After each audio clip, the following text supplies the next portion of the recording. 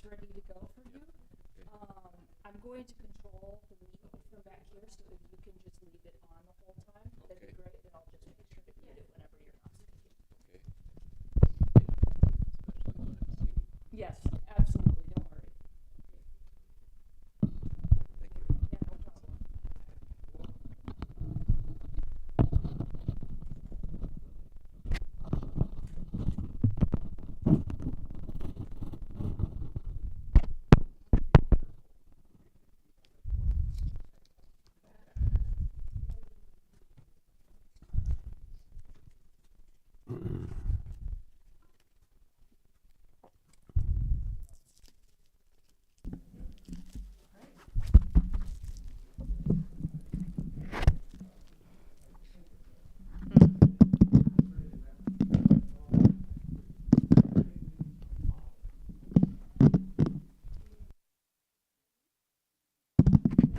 Can you hear me? Yes. Okay, great.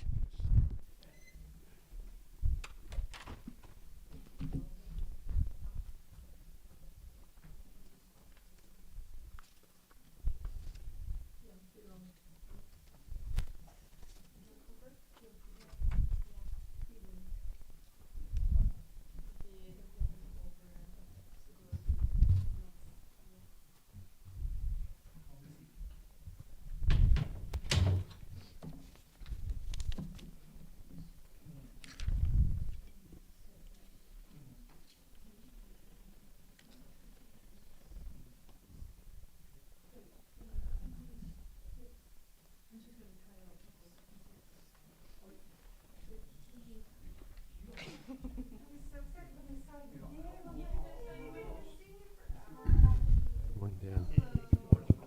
How's it going? It's going well, thank you.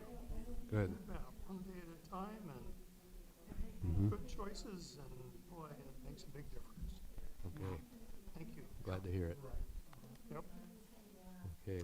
Well, you're still planning to be around in August for that Till recital? the 7th. Okay. Then I fly to Seattle for my 60th high school reunion, Mm-hmm. and I'll come back the 13th, and then Oh. I'll be here through the music event that Uh-huh. continues to go forward. Uh-huh. And talking with JC about those selections we're going to do. And yeah. And then, the end of the month, if the smoke hasn't settled in, it's been a very dry year. Mm.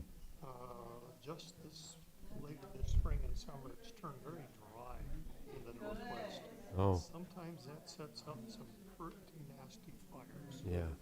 And when the wind blows the smoke into the lake so bad you can't even see across the lake, that's not where you want to spend your time.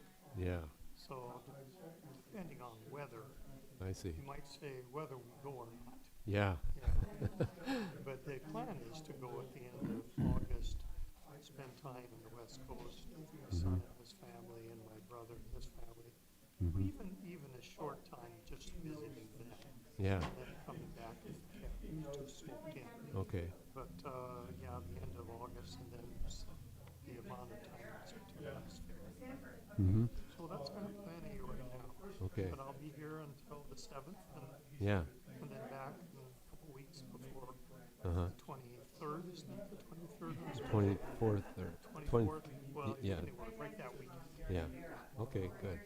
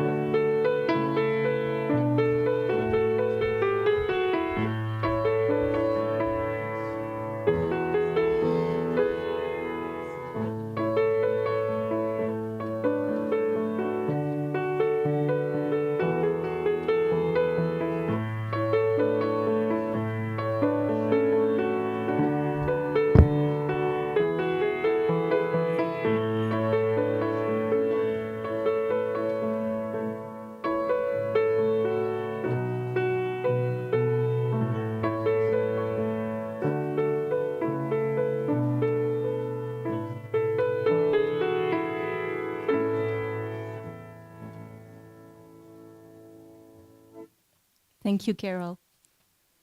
Good morning. Welcome here. Welcome to All Souls, an open-minded community who are here to seek truth, practice love, and celebrate life. My name is Sandrine Pilaz, and I will be the program coordinator for today. I'm very grateful for each one of you to be here this morning. Whether you are new to this community or have been a member for a long time, you are welcome. Regardless of your race, your gender, your personal belief, your socioeconomic background, you are valued here. Whoever you are and whomever you love, you belong here. Before we get started, do we have any announcements that needs to be made?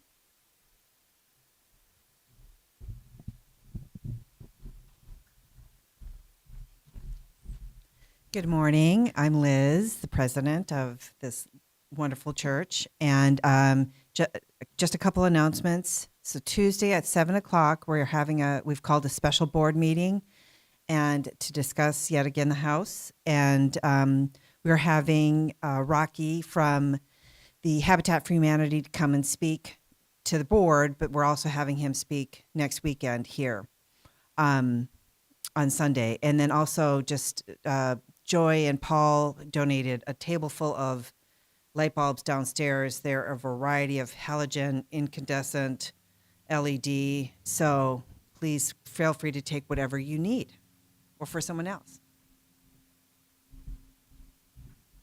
Thank you, Carol.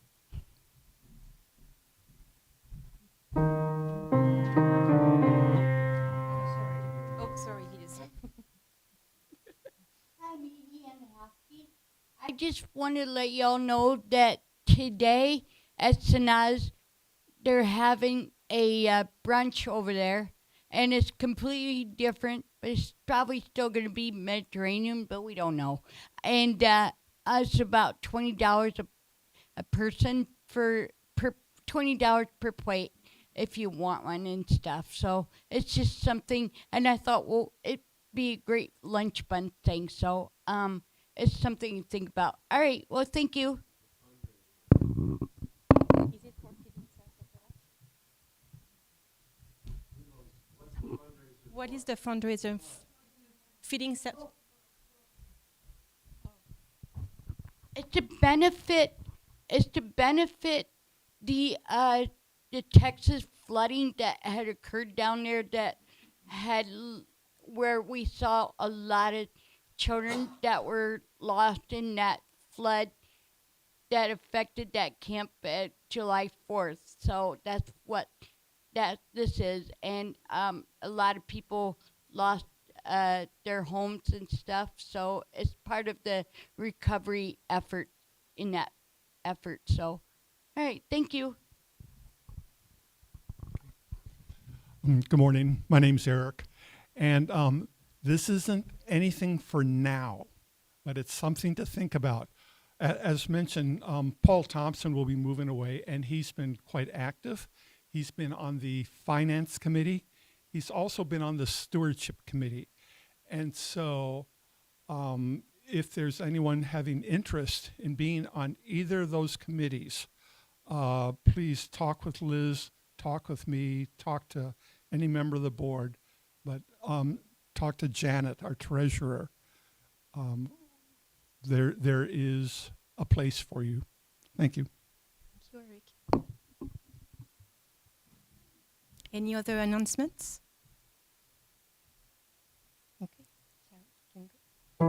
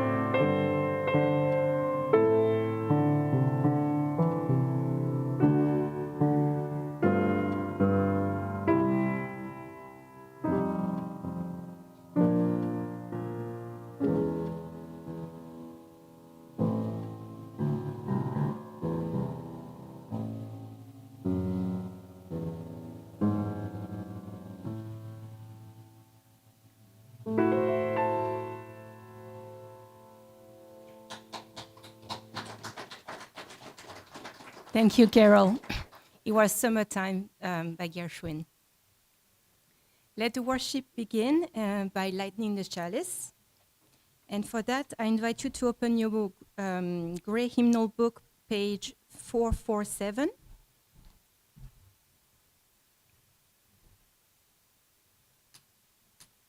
At times, our own light goes out and is rekindled by a spark from another person. Each of us has cause to think with deep gratitude of those who have lighted the flame within us. From Albert Schweitzer. Now we're gonna go with our first song. I invite you to rise as you are able, and it's the song Immortal Love, page 10, 10.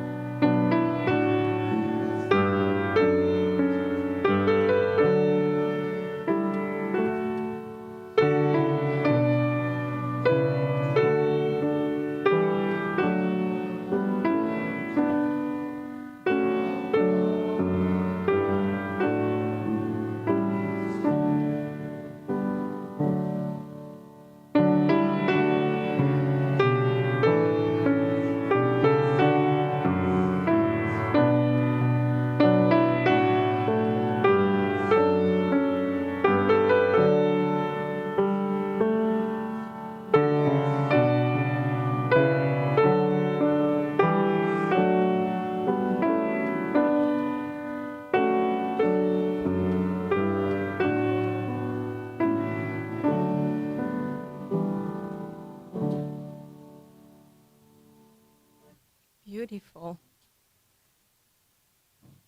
Let's get to our very first reading, page 655. Change alone is unchanging. I will read the regular text, and I'll invite you to respond by reading the words in italics. Change alone is unchanging. Whosoever wishes to know about the world must learn about it in its particular details. In searching for the truth, be ready for the unexpected. The same road goes both up and down. Not I, but the world says it. All is one. Words from Herakletos of Ephesus. I have a story for all ages. I don't see any children today, but any adult is welcome to come closer if they want to.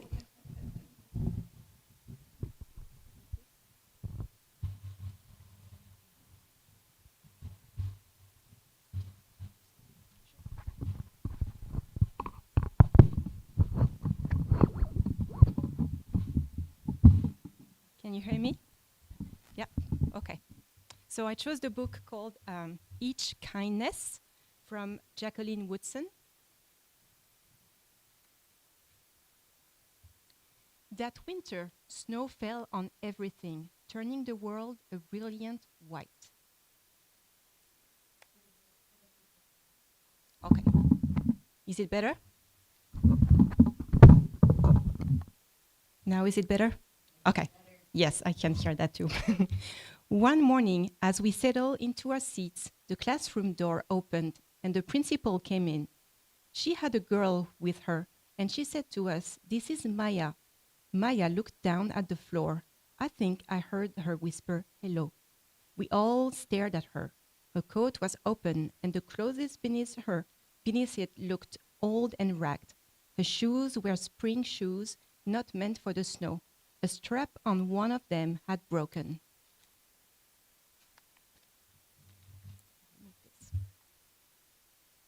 Our teacher, Miss Albert, said, "So, good morning to our new student," but most of us were silent. The only empty seat was next to me. That's where our teacher put Maya. And on that first day, Maya turned to me and smiled, but I didn't smile back. I moved my chair, myself, and my books a little further away from her. When she looked my way, I turned to the window and stared out at the snow. And every day after that, when Maya came into the classroom, I looked away and didn't smile back. My best friend that year were Kendra and Sophie. At lunchtime, we walked around the schoolyard, our fingers laced together, whispering secrets into each other's ears. One day, while we were near the slide, Maya came over to us. She held open her hand to show us the shiny jacks and tiny red ball she had gotten for her birthday. "It's a high bouncer," she said, but none of us wanted to play. So Maya played a game against herself. The afternoon, we went back into the classroom. Maya whispered to me, "Bet you can guess who the new champion of the world is." Behind me, Andrew whispered, "Chloe's got a new friend. Chloe's got a new friend." "She is not my friend," I whispered back. The weeks passed. Every day we whispered about Maya, laughing at her clothes, her shoes, the strange food she brought for lunch. Some days Maya held out her hand to show us what she had brought to school: a deck of cards, pick-up sticks, a small tattered doll. Whenever she asked us to play, we said no. The days grew warmer and warmer. The pond thawed. Grass began growing where snow had once been. One day, Maya came to school wearing a pretty dress and fancy shoes, but the shoes and the dress looked like they had belonged to another girl before. "I have a new name for her," Kendra whispered. "Never knew. Everything she has come from a second-hand store." We all laughed. Maya stood by the fence. She was holding a jump rope but did not come over to us to ask if we wanted to play. After a while, she folded double, rolled the ends around each hand, and started jumping. She jumped around the whole schoolyard without stopping. She didn't look up once, just jumped, jumped, jumped. The next day, Maya's seat was empty. In class that morning, we never talked about kindness. We were talking about kindness. Miss Albert had brought a big bowl into class and filled it with water. We all gathered around her desk and watched her drop a small stone into it. Tiny waves rippled out, away from the stone. "This is what kindness does," Miss Albert said. "Each little thing we do goes out like a ripple into the world." Then Miss Albert let us each drop the stone in as we told her what kind things we had done.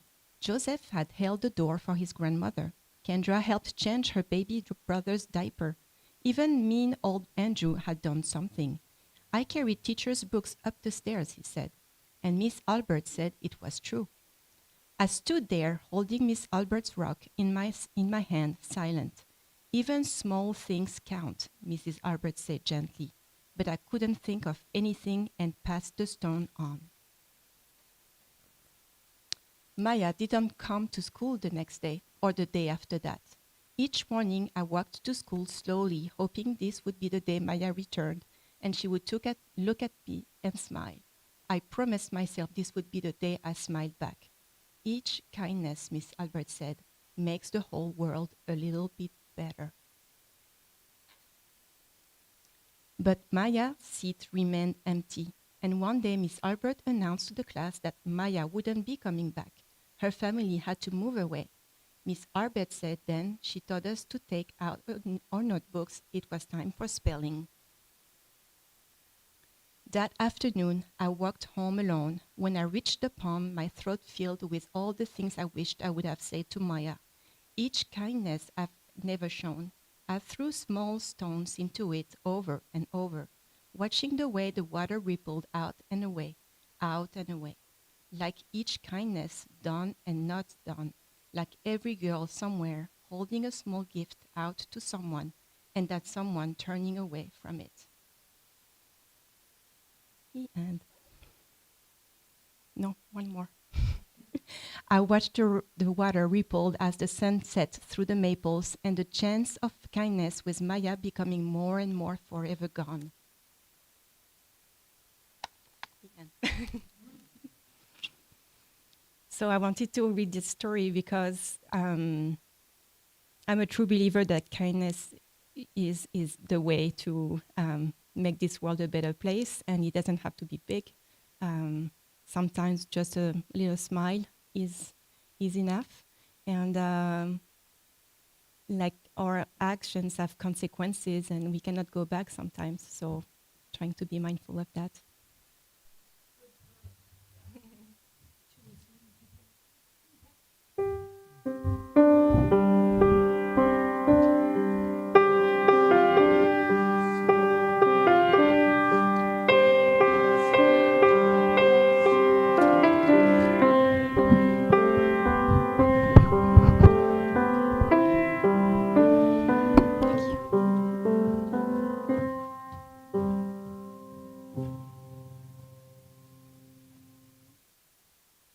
Now I would like to invite you to one of my favorite traditions here in this congregation. We have found very valuable to share the ups and downs of our lives by coming up here and taking a stone and taking the stone in front of the bowl and holding it in your hand and expressing a joy or a concern that is important to you. And then you place the bowl, the rock in the bowl as a symbol to make the joy of concern ripple in the wider world. I'm going to start because I have one in my hand. And my name is Sandrine, and I feel very grateful to be here today. I've been missing this congregation a lot. I've been working on Sunday mornings since a couple of months, and making it difficult to be here. So I feel an immense joy to be here today. One concern I have is for Larry, Carol's husband. They've been married for a very, very long time, and currently Larry is at the hospital for a second fall, and he is not responsive and not doing well right now. As my work as a hospital chaplain, I've been closely following his case, and I welcome all your prayers for him and for Carol. I invite you to come over when you are ready.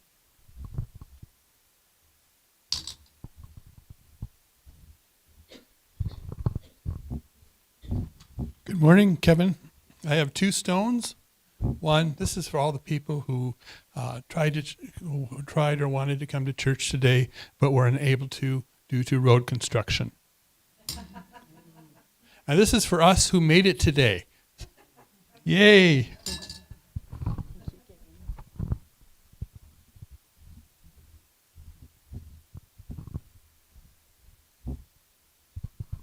I'm Edie and Hafke. I feel bad that we're not going to have so much of programming by PBS because it's been cut and stuff. So we're gonna miss out on a lot of their decent programs that they've got, and I really love it. So does Jenny, and I really love their Nova and their nature programs, and as well as Masterpiece Theater, if any of you like that. So I'm just kind of wishing that that could still be alive somehow. So that's all I'm gonna say. Thank you. Oh, and a stone.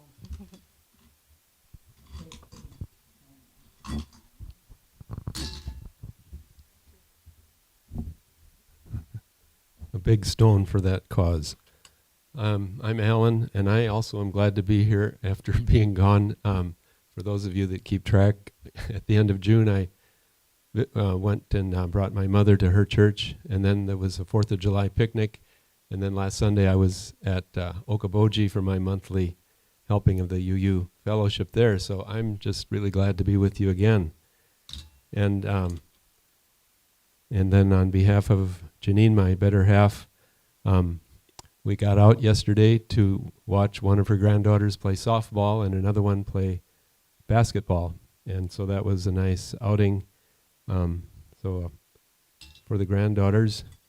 And then the concern is that after 8 weeks of recovering from her knee surgery, she now has a Baker's cyst behind her knee, which is a complication that sometimes occurs. So we renewed the pain medicine again.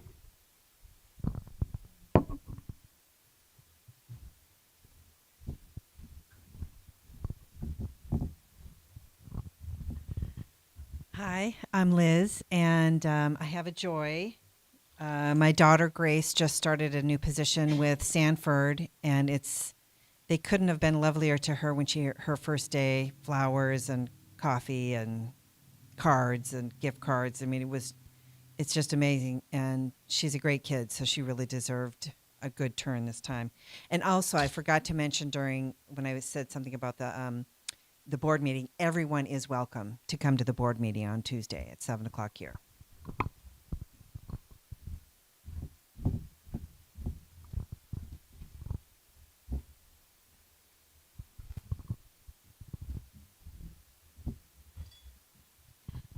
I have a concern. President Trump has done enormous none good for this nation in the time that he's been elected. And now his ankles are giving him trouble with veins. And also his hand is swollen, probably from people pressing too hard when they shake hands with him. But I ask your prayers for President Trump, that he may be healed of these problems and that he may continue to do great things for this nation. And we are fortunate to have him as our president. And so this is for his healing and people's support of his work.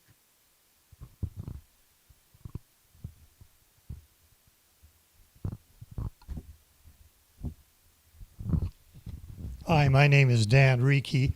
I'm happy to be back too. It seems like people have been here or not here for various reasons, and some of you know I had a anxiety attack that really made me talking about death rather than life, and my family was very concerned, and I was too. And I didn't realize how significant it is when your brain chemistry gets out of whack. You really can think you're dying or want to die. And that's not a good, healthy place to be. I did go to Vera Mental Health, and a couple of days the doctor said, "You're going to be fine, Dan. Your chemistry's really out of whack here, and what you need is sleep. You need some meds to help you calm down, slow up, and we're going to give you what you need. You're going to be okay." Well, all those calming words took a little while to take effect because I still needed to get my sleep, and I needed to get some medication to help me sleep. I'm on meds, I'm getting my sleep, and I'm happy to be back. I don't know what percent, whoever knows what percent I'm back, but I'm grateful to be here, and I'm thankful for people that I have visited with personally in this congregation. You know who I mean, and I thank you. And my heart goes out for Carol because she's in a tough spot right now too, with her husband not even she's comatose, so her burden is continual. So our prayers and our love for her, I think at this point is very important. And then I have a joy. I met with my family last night at our house, and we had a really great meal. One thing that I got from one of you members, Eric, I'm going to have to mention you by name. I didn't know what to call my ex-wife. I kept calling her ex-wife, and that just didn't feel right because I was married to her for 47 years, and now she's coming back to live with me at my home here in Sioux Falls. And that whole move was a big part of my stress that made me lose sleep, and it was really a tough transition for me. It's getting a lot better, but Eric helped me with a key phrase change that I'm coming to peace with. So now I am able, and I'm going to choose to say, Burl, my friend. And wow, what a difference that feels in my heart. It's just like that piece you look for in the puzzle and you finally find it and it goes ka-chink. So I consider you my friends. I thank you for your friendship, and I'm learning to let me be friends for myself. So for all of that, I don't know how many stones all that is. It doesn't matter. Wait a minute, I'm taking it out of the water. Thank you. Thank you, then. Hi, my name is Rebecca. For teachers, it's back to school season now. We're starting. We got the dreaded email, welcome back email.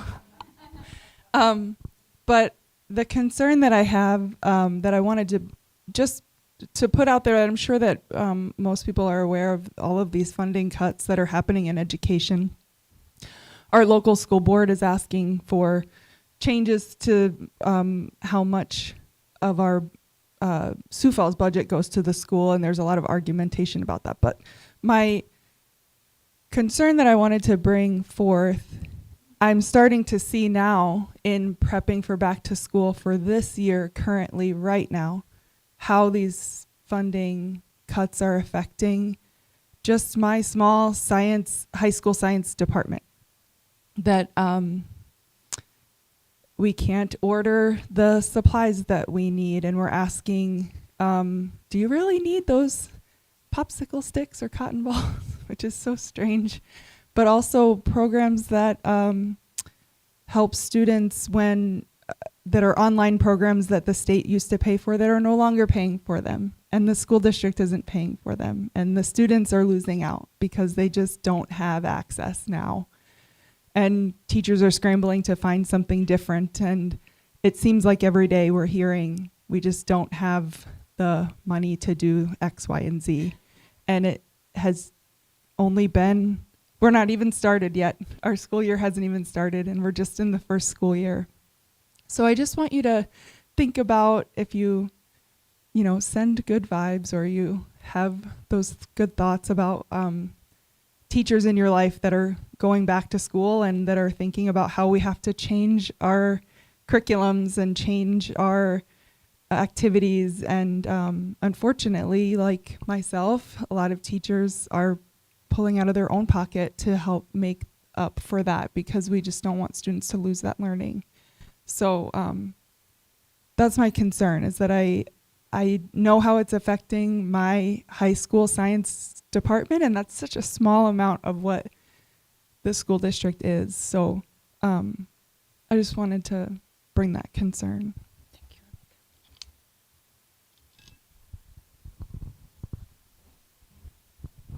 you. Hi, my name is Marcia, and I'm putting in a stone for concern that I have for a family member who is struggling in almost every way possible.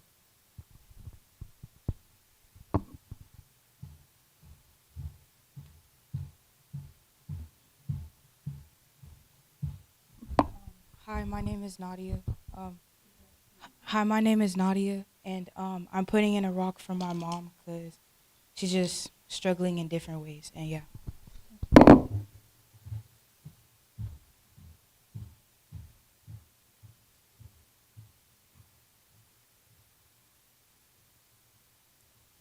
I'm gonna put a final stone for all the joys and concerns that haven't been spoken, but still are in your heart. And then invite you to take a moment to reflect on both what has been shared and what has been unspoken. Let's take a few minutes.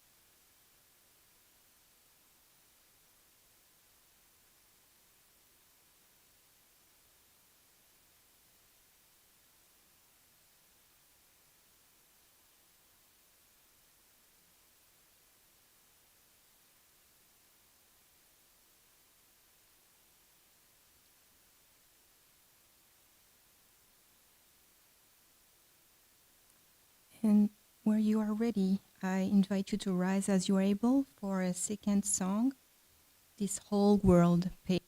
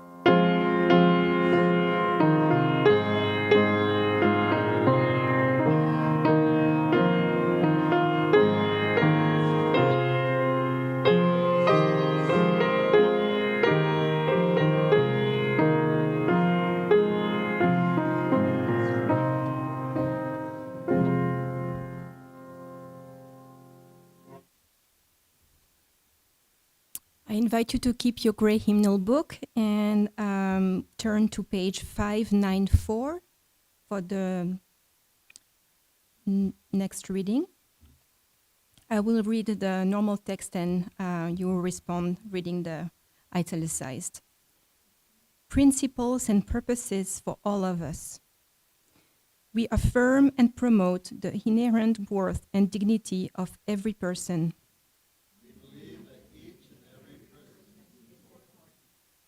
We affirm and promote justice, equity, and compassion in human relations.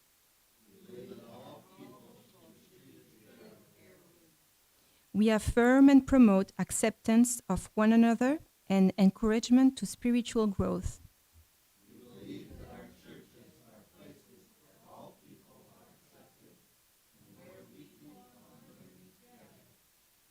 We affirm and promote a free and responsible search for truth and meaning.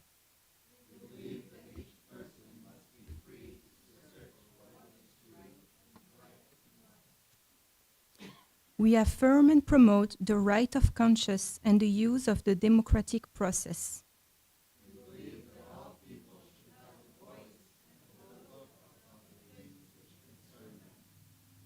We affirm and promote the goal of world community with peace, liberty, and justice for all.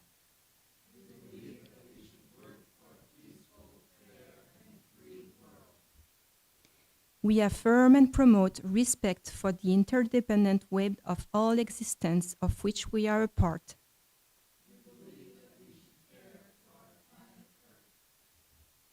Thank you.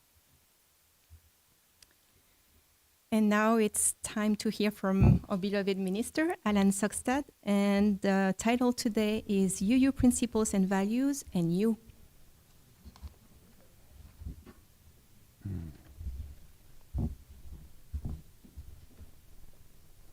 Thank you, Sandrine. I think I don't want to be magnified twice, so now we're on the right line. Okay. So I'll begin with a bit of Unitarian Universalist trivia. I have a few examples to speckle through this talk. July 12th of 1817 was the birth date of Henry David Thoreau, a famous Unitarian, one of the most famous, and his essay on civil disobedience was written to protest the Mexican-American War and also to support the abolition of slavery. Thoreau was raised Unitarian and later resigned his membership, not because he had a change of heart, but because he didn't want to belong to any organization. He said he would resign from the United States if he knew how. And Thoreau died at age 44, incidentally. He had a big impact in a short life. So, UU Principles and Values. I want to begin with a little bit of UU history and try to, especially for those of you who might be new, understand the big picture. So first of all, the name Unitarian Universalism, kind of a hyphenated name, just like I gave my daughters hyphenated names and then wished I hadn't, but that's what we have. Now I'm part of a hyphenated name church. So Unitarian is about the oneness of God. And that goes back actually to the 300s in church history, when Arius was promoting the oneness of God while Athanasius was promoting the idea of the Trinity. And Athanasius was the one that won out, and so that's how the creeds came about back in the 300s. But there were a handful of people throughout history, ever since then, who believed that God is one, as the Hebrew Bible says, and that should be the way we think of the divine being. And so there were people that felt that way all through history, and I'll say more about that. The universalist part is about the idea that salvation should be universal, that all people can be saved, and no hell. And there were people that believed that. This is a more modern movement that began more or less in the 1800s. But there is even biblical foundation for that. A verse from Romans, I believe, as in Adam all die, and Christ shall all be made alive. So there are very committed Christians that truly believe in universal salvation. And Handel's oratorio, The Messiah, made those words immortal too, if you're familiar with that piece of music. So over time, the Unitarians gradually morphed and became more humanistic, and the Universalists remained more Christian. And so even to this day in this country, among the 1,000 UU churches in the United States, some of them actually identify as Universalist, and they are more explicitly Christian than most of the Unitarian churches. So another couple of bits of trivia from this book, which is in our church library, and somebody went through and marked a whole bunch of pages they thought were meaningful, but Unitarian Universalist History, this day in history. So it's got for every day of the year some fact or story about some important Unitarian person or event. And so on July 21st, 1683, the last official book burning in England Oxford University destroyed books considered dangerous to the Church of England, including books that had advocated Unitarian views. And then on this date, in the 21st, tomorrow, 1813, King William IV of England signed the Trinity Act, which repealed penalties for Trinitarian belief. And someone said Unitarians, for the first time, became free people in their native land. So this dialogue about Unitarianism has been going on for a very long time. And it was especially, there was a movement in Transylvania that continued. There are churches in that part of the world to this day in Eastern Europe that are identified as Unitarian, and also in England and Canada and elsewhere. So in this country, John Adams, President John Adams, and John Quincy Adams were famous Unitarians. Thomas Jefferson had the beliefs of a Unitarian, although he didn't really join up. It wasn't really organized in his time yet, but anyway. Then in more recent years, Adlai Stevenson ran for president in the 1950s, and he was a Unitarian in our own lifetime, some of us. Some of us are more chronologically gifted. New phrase that I learned. So in the mid-20th century, another piece of Unitarian trivia. 100 years ago this year, and it's been in the news, the Scopes monkey trial started. And one of the defending attorneys for Scopes, the teacher who was oppressed for teaching evolution in 1925, one of the attorneys was a Unitarian by the name of Charles Francis Potter. So it's interesting that that whole cultural war still hasn't quite died out 100 years later. Later in the 20th century, a Unitarian pastor in Minneapolis became a leading spokesperson for the humanistic side of Unitarianism. He was Reverend John Dietrich. That humanistic side was also expressed not only by Thoreau, but also by Emerson. And Emerson gave his famous Harvard speech in July of one of those 1800 years. And anyway, July 15th, 1838, Ralph Waldo Emerson's Divinity School address shook up the establishment at Harvard because of his endorsement of a more humanistic approach to religion, along with his transcendentalism, in contrast to the more traditional Christians of the congregational faith at Harvard. So, been a lot of controversies over the years, and we don't think of religious controversies in the same way today, but there were times when there was serious oppression and all kinds of intolerance. And thankfully we've moved beyond that in some ways. So fast forward to May of 1961, and that's when the Unitarians and the Universalists merged and formed one denomination after being separate for such a long time. And All Souls, of course, was formed in the 1880s, and our founder, Eliza Tupper Wilkes, who is memorialized with our kitchen downstairs, we call it Eliza's Kitchen in her honor. She was actually a Universalist minister. And although the first church that she founded, they organized under the Unitarian umbrella, so I'm sure there's a story behind that.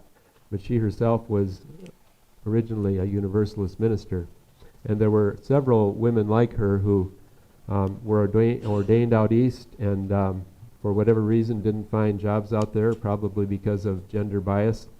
And so they came to the Midwest as missionaries, you might say, and founded churches. Eliza Tupper Wilkes also founded a church in Sioux City, and I'm not sure where else, but they would ride, these women pastors would ride a circuit on Sunday mornings, or maybe Saturday and Sunday, and serve several different churches miles and miles apart, just like their male counterparts back in the 19th century. And so that in itself is a really fascinating part of our history. But back to 1961, the merger took place, and there were rocky points along the way in the late 1960s when the race relations were such a hot item in this country. It became a hot item among the Unitarians, and there was a famous vote with good intentions to put a lot of money aside for supporting black-owned businesses and black-owned or black-run organizations. And then the powers that be in the denomination later took back that money, and so there's a kind of a painful, bitter legacy of racism that has held on in our denomination at the higher levels for a long time. And that is really unfortunate. So, coming up to today, we've had these principles, and the last reading that we read, if you're paying close attention, you probably recognize that those were the 7 principles, which are always on the back side of our program every Sunday, and with the explanation of each one in the part that we read in italics. And originally there were 6 principles, and then the 7th one was added later. I think they were originally written in about 1985, so they were 40 years old now, these principles. I say were because now they've been superseded with something else, which I'm going to get to in a moment. But there were originally 6 of them, and then somewhere along the line, when there was more and more attention to environmental issues, that's when the 7th principle was added, the respect for interdependent web of all existence. That's referring to the creation, the web of all existence which we are a part. So the 7th principle was added. There was a movement after the death of George Floyd in 2020, when there was a lot more awareness of racial inequities in our society. There was an effort to add an 8th principle, which explicitly dealt with racism. And that gained some traction. A lot of churches adopted it. But then in the meantime, in about 2021 or 2022, the UU board decided we should revise or replace the 7 principles and start from scratch. And so they appointed a group, kind of a blue ribbon panel, to redo the principles. And that panel was skewed young. And I think that was a deliberate effort to make the denomination more appealing to younger generations. If you think about our own membership and our own constituency here at All Souls, there's a lot of us who are boomers, a lot of us with gray hair, chronologically gifted, as I like to say. And that reflects our entire denomination. We are an aging denomination. And so there's a real need to grow a younger cohort. And so as part of that effort to appeal to younger people, they thought we should replace these old principles with a new way of expressing our values. And so now, on the back of our program for several months, we've had not only the principles at the top, but the cluster of values down below. And so I want to just say a few words about how that process took place. They had a lot of input, opportunities for input from local congregations. They had a lot of people looking at this and joining together with other congregations in focus groups and talking about the possible revisions. And so there was a lot of thought and effort put into this. And I respect them for having the courage to take a fresh look at it and to appoint all these younger, caring, and brilliant individuals to be part of that process. I think they did a really good job. I like the fact that it's a multicolored graphic and not just words on a page. And the fact that it's got love in the center, I think that's appropriate. And the 3 songs that I chose for today all are around the theme of love, in case you haven't noticed so far. And you can see the principles reflected in these 7 values. And if you wanted to take notes or try to notice these connections, you could write a number 1 where you see the word equity, because the first principle is reflected in the value of equity. Down at the bottom, under pluralism, you could write number 3, acceptance of one another. That appreciates pluralism. I'm surprised that they didn't say diversity, because that's a more common word, but they chose pluralism. And then over on the left, for justice, that's mentioned in 2 principles, both number 2 and number 6. And so they've kind of covered that one. And then interdependence at the top is number 7, the 7th principle, the interdependent web of all existence. So I think they did a pretty good job of covering most of our principles with this new set of values, except number 5. And if they were writing these today instead of 2 years ago, when the committee came up with these, I'm sure they would have used something about the democratic process as one of our values, since it's under threat throughout the world today in so many countries, including our own. So that to me is kind of the biggest omission. But the saving grace is the fact that in our documents of our denomination, these are to be reviewed every 15 years. So they'll have a chance to go back at it and maybe make a revision about 13 years from now. The 2 that I didn't notice or didn't mention just now as I showed the connections is generosity, the green one on the left, and transformation, the blue one on the right. And I really like both of those words, because to me those words give teeth to what our values are. Transformation is about changing for the good, becoming better. And like in that powerful story which Sandrine read about the girls who were not kind to their classmate. And there's a need for transformation like that. And so it's a beautiful story of transformation, and thank you for that today. Transformation is about recognizing the failures and the faults and the self-centeredness and all of the dark side of humanity. And we don't call it original sin, but it is out there, and we need to deal with it. And so transformation really has a powerful ring in my mind. And then likewise, generosity. To me, that is a great example of putting your money where your mouth is, literally. Putting actions to your words, not just talking the talk, but walking the walk by being generous.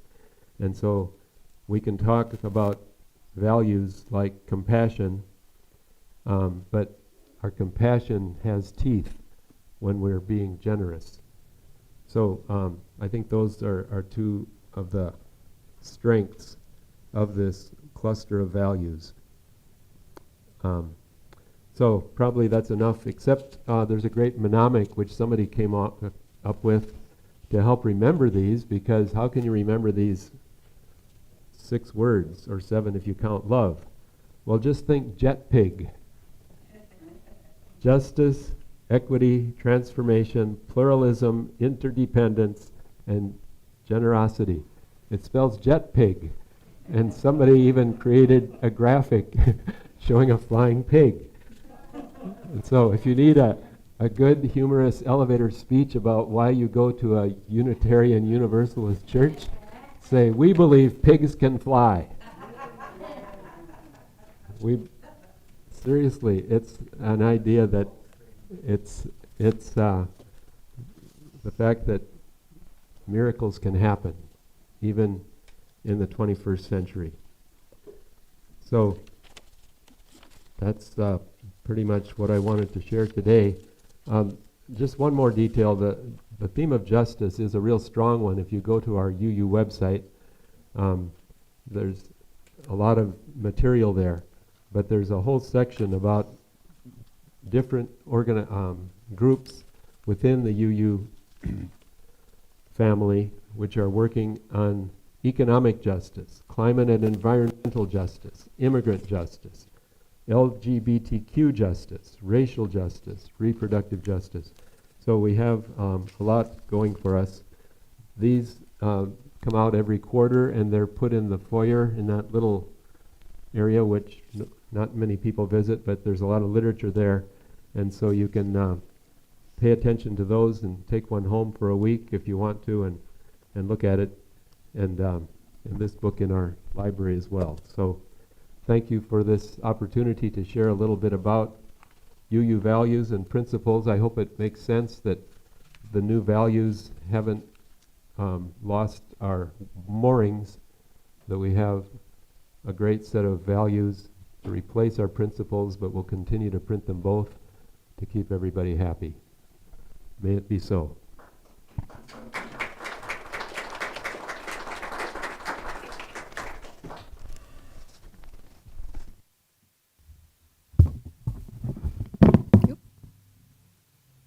So now it is a time to, when we ask you your help to do the work of our congregation through an offering. Today, half of the collection plate proceeds from today will go towards Camp Unistar. There has been a storm and some damages there, so to help them recover from that, we thank you for your donation.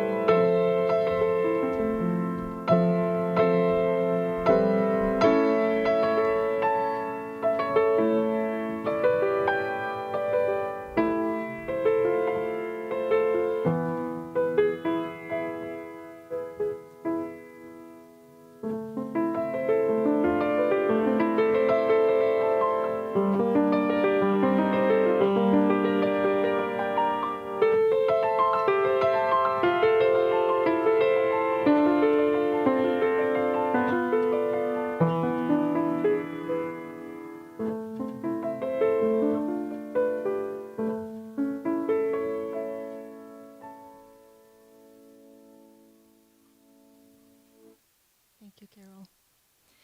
Thank you for giving to All Souls Church. Please join me in saying the words to receive the offering. They are in the bulletin service. We give this gift freely. We receive these gifts gratefully. We dedicate these gifts to the work of our congregation, serving human wholeness, caring for a planet, upholding religious freedom, welcoming the stranger, loving one another. And now for our final reading, I invite you to open your Grey Hymnal book by page 564. Love is not concerned.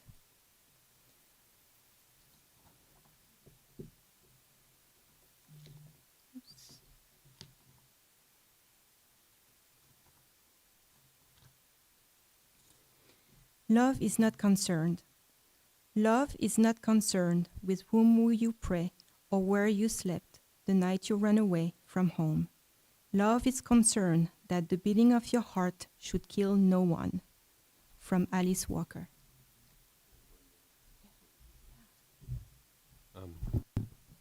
I have one more request for the benefit of the program team. As we're planning programs for the future, I created a little form that Steve is passing out. I'd like you to write a number 1 by your top choice and a number 2 by your second choice. Just make one number 1 and write a 1 number 2. And if you need a pencil, there are pencils available too. And if you could just simply do that during the final song and the postlude, and then leave them on the little table by the door on your way out. Thank you.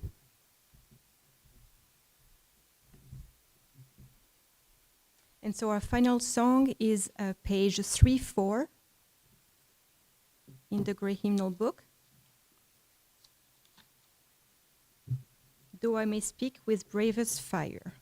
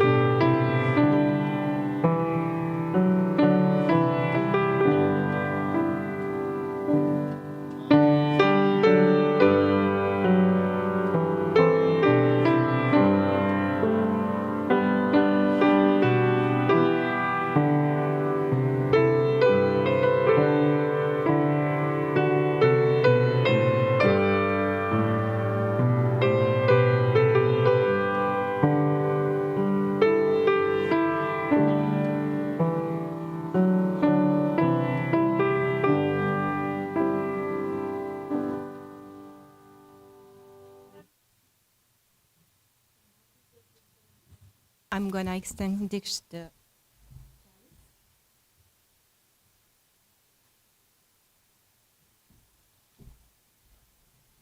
chalice is extinguished, but the light goes with us out into this world.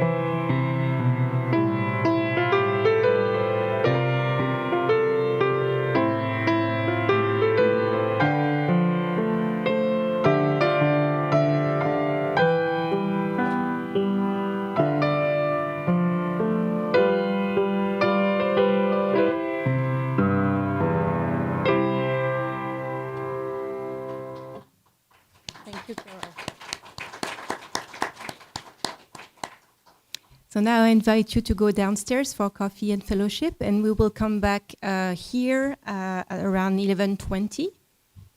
Enjoy.